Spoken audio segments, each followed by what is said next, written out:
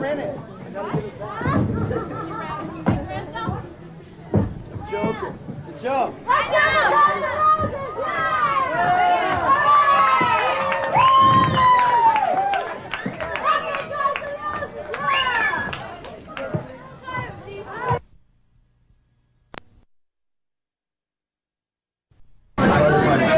love the band too. That spills my mind. Glad you ready? I wear sunglasses. This is fucking gnarly. Just hold on. Thank you. Patrick, they're getting their sunglasses. They would like to wait till they get their sunglasses.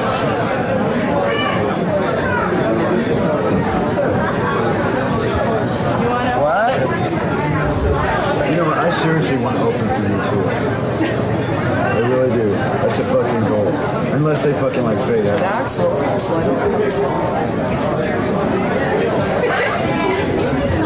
You open. I know. You know, man, everybody knows I'm be there. I want to play Ireland. Oh yeah, because we'll bring out all our ballads. It'll be like really emotional thing. I like that.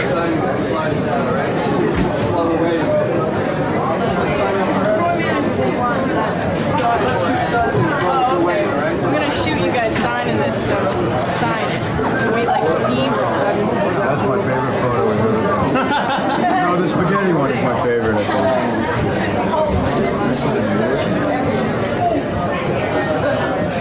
What'd you just do? I hate that picture.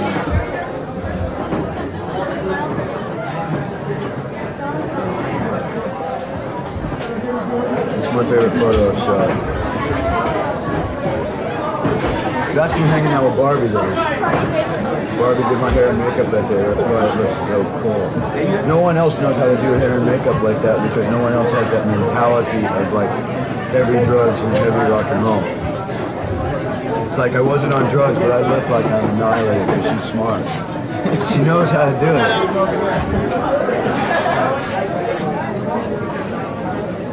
Don't I? Look. Don't I look like I'm wasted? I know, it's like I sat there and like calmed myself down and stared at the ground and got my... Like what?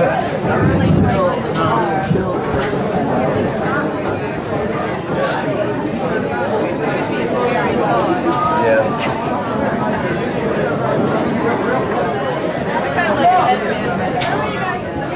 I like a little bit. Hey, where's that?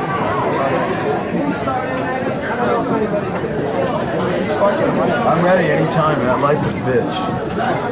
Alright, so let's do this, man. I'm getting a headache. Hey, let's do it. Hey, Flavor, let me see that black pen. What is this for? Who? Oh, those guys? Yeah. Hey, Fledman. What? Duh. Let me see that black pen.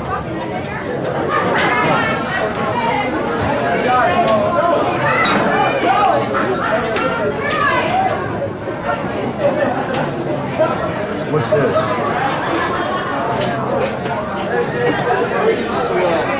What is this? Why don't we start? Are they mics? Do they need to be? Is that the mic? Yeah. Actually, Yo, Mom. What is this?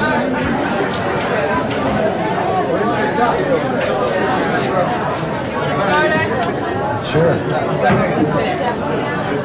Most people probably think it's kind of strange or odd that a band considered heavy metal would be going around the stores doing acoustic sets. Do you think the music still has the impact without the loud volume?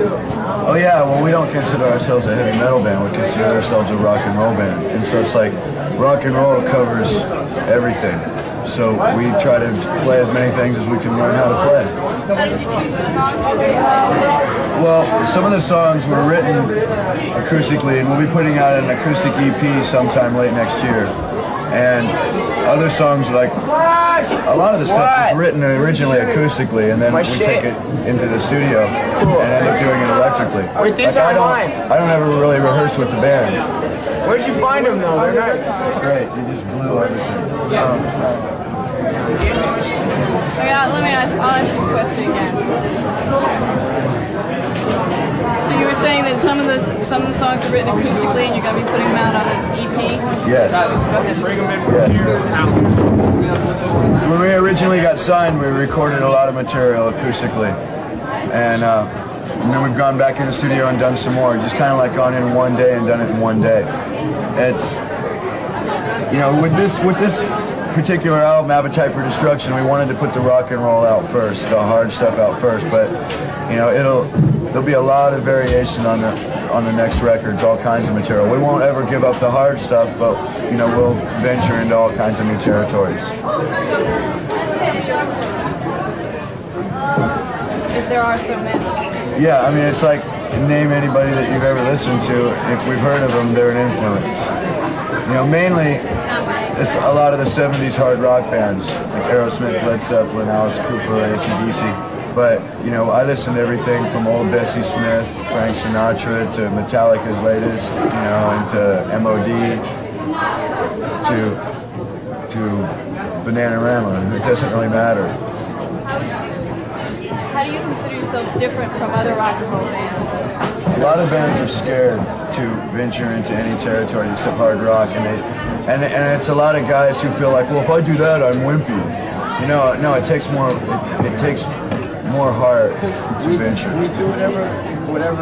I won't say any curse words. So it's just we do whatever we want. We do what we felt like doing, and that's what we've been doing, and that's why people like us in the first place. Why do you feel so many people compare you to Aerosmith? Because it's sort of the same genre of style as far as the hard rock, they're a blues-based hard rock band that are real American street level rock, and we're from America, and we like street level rock, so it's real similar. From all over the place, like Seattle, Indiana, and England. How did you all get together? We were the only 5 people that could actually. I mean, this was the only singer, that was the only guitar player, and that was wherever they are. It's the only people I could play with to start a band with that I liked. Same here. We went through so many different people, and this ended up being the people that we most believed in. We're like a family. We believe in each other. How would you describe the Guns N' Roses live show? It varies depending on how the crowd is. Sometimes the crowd's like mesmerized and they stand there and they don't move. Other times they're like a bunch of thrashers, you know, and so like it varies on how it's going to be. We just give everything that we have during a show to the point of like it takes a lot of time to recover afterwards. Describe a city and then describe the reaction from us and then describe the reaction from the crowd, and that's what we do. You know, if you got a crowd of a bunch of stage divers diving off the balconies and stuff, that's how we are on stage. If they're all laid back and mellow, then we kind of get laid back and mellow and get into that groove. We play off the vibe a lot. You've got a reputation for being really rowdy. Is it harder to break into the music business because of this dangerous element? No, that's what broke us into it. The labels were looking for a new young band that was rowdy again.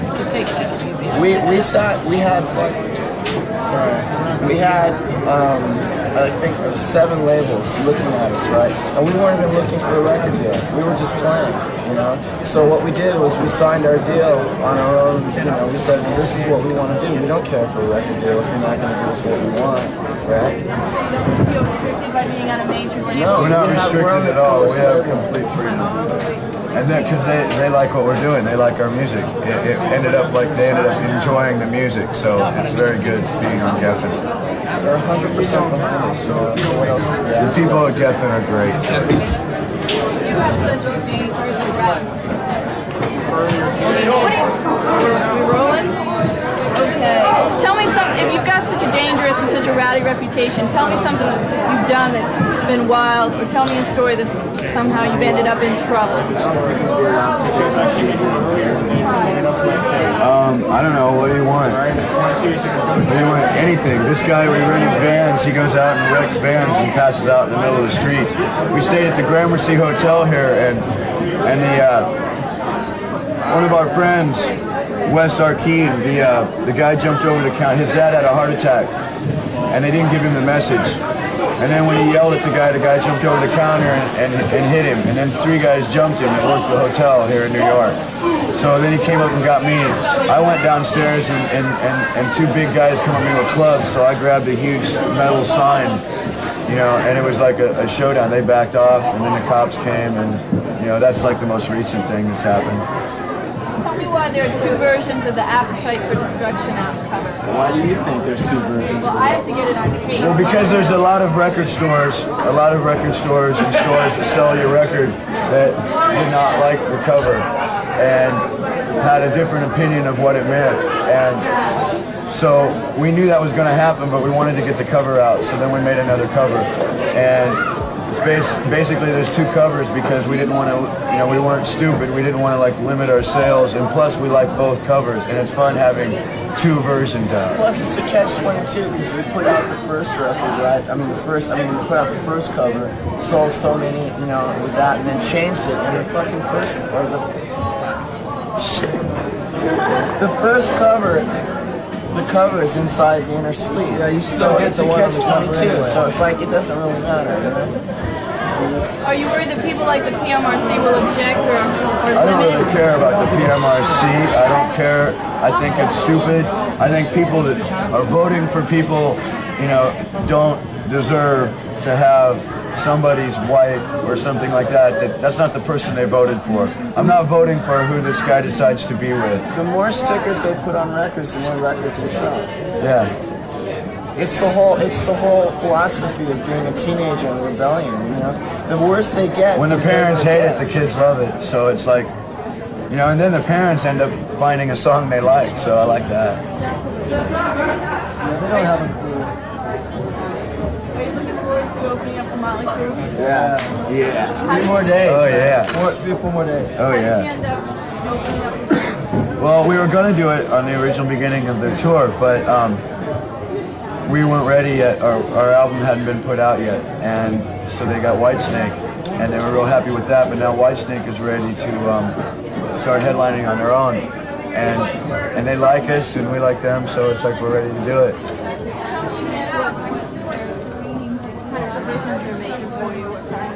They're rolling out like the red carpet. I mean, they're giving us more lights than they usually give an opening act. They're giving us more monitors, more things. Yeah, they're really helping us because they're into what we're doing. And like someone told me the other day, Circus Magazine told me that Vince Neil said some nice things about us. And he goes, "Besides, I figure that any kid that has a Guns N' Roses album has a Motley Crue album too, so this should be great." It's probably, if you think about it, I think it'll be a good show for the kids. The best tour. You know, I mean, for what we do, for what Motley Crue does, what we do. It's pretty like, legit. you know, putting it right together. It's like, who else, you know? There hasn't been a rumble. It's pretty legit and unpretentious and not aimed at top 40 radio. You know, it's aimed at just coming from the heart, rock and roll. Do you think Vince being a teetotaler or at least doing these rad commercials will affect any kind of backstage antics during the, you know? I think we have to do those because of other reasons. I wouldn't even want to get involved with this. Probably Yeah, and I don't think it'll affect us. You know, it's like we won't do anything to stir up any trouble on the tour. You know, in the hotel rooms is another story. Living such a quote-unquote reckless life, do you think there's any danger of burning out too early? Do you plan on being around for a couple of years? I'm not necessarily interested in the longevity as long as the music sticks around. As far as I'm concerned, it's just as long as we believe in what we're doing. You know, We care about each other enough to keep each other in line. You know, like I saved this guy's life a couple times this week. What's your relationship to LA Guns? Yeah, they're friends of ours, and like we used to practice in the drummer's studio. I was an original singer in an old version of that band. The guitar player in LA Guns Izzy lived with him. He grew up, him and Slash were like friends in high school and rival bands and stuff like that. And the name Guns N' Roses came about from Tracy Guns and Axl Rose. And I said, well, let's just call it Guns N' Roses. And then he went back to LA Guns and I called it Slash and Steve. And, you know, we just kept the name. Do you have any plans for another album? The EP is coming out? Well, the EP is planned, and then we've already talked with Geffen that we will record a double album whenever we're done touring. And hopefully we'll put out a double album. We'll see how it sounds and if it's a smart move to put out a double record because it's going to cost more. But we've got all the material ready for it, and we're still writing new stuff. So we have about 40 songs ready to go that we believe in. A fashion segment on MTV called Addicted to Style. And do you want to talk about your tattoos or any kind of fashion statement seems to be consistent throughout members of the band? You know, I'm wear whatever's laying around the hotel when you wake up, you know what I'm saying? Why don't you tell us about your tattoos? A guy named Robert Benedetti does our tattoos on Sunset Strip. He does like Ozzy's, and Kevin Brady used to work there, and he did Motley Crue's and stuff. And it's like I think about a tattoo a long time before I get it. Like I got the one on my arm here before we had the album cover designed. You know, Geffen saw this and liked it so much that they wanted to do a cover. And I don't know, fashion is just like, I believe in wearing and doing what you want to do, not what someone tells you to do. You know, and that's what our fashion is. It's like hard. You go into a nice hotel, you're renting out a whole floor, you're playing a big show in the town, you know, like we're on the Cool Tour, you know, you're playing for like 10,000 people sometimes. And they won't let you in the restaurant because of the dress code, and there's no one in it. You know, what is that? You know, and this guy's making like $8 an hour. You're blowing him away financially and successfully, and he's telling you you're a bum. Schizo, see, I can turn it on or off. No, but I get thrown out of everywhere, you know, for no real reason except for the fact that I like to get drunk and, you know, blah, blah, blah. But it's like, as far as I'm concerned, it's pretty much just whatever you wear, whatever you wake up in, and you just go and do what you gotta do. About tattoos, don't go get a tattoo if you just to get a tattoo. Get something that you plan on having for the rest of your life. If you're going to get one, make sure it means a lot to you and you're going to have it for the rest of your life. You know, like when I come up with an idea for a tattoo, I think about it for a year. Do I really want that? Do I always want that on my arm?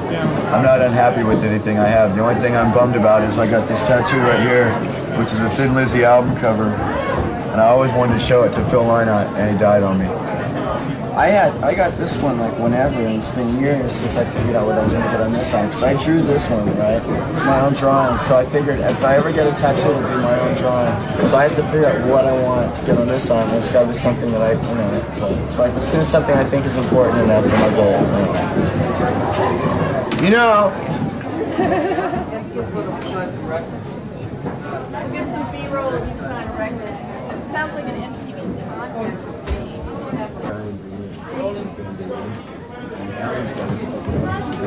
New York! New York! Mine? Anyway.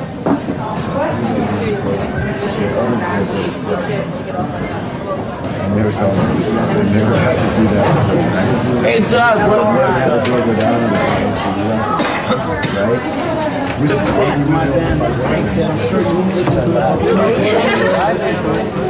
was like, what are you showing? Blocking the light.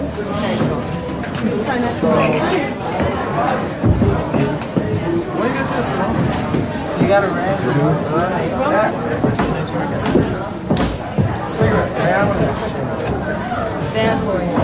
Look at that. Look, did you see this dog? How you feeling? Yeah. Don't remember me. That's what I do. I remember you got on the bus and you had a pink dress. My name is Aaron. And I saw you at Poughkeepsie, right? Right. And use a few. I don't know. I thought I talked to Izzy you. usually has a pick or so in his pocket. I talked to you. Yeah, it's always Good job on you. never know.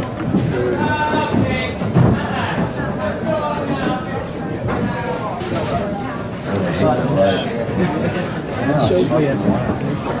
It went okay. It was a weird crowd. Go one item. On and on. Oh, see, look. See how he did it? This is how it was supposed to be. This is what they brought me and said. We'll do it.